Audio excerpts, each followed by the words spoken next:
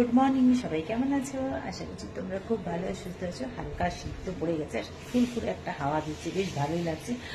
আর আমি শীতকালে মানে সকালবেলা করে স্নান টান করে ড্রেস পরি শীতকালে।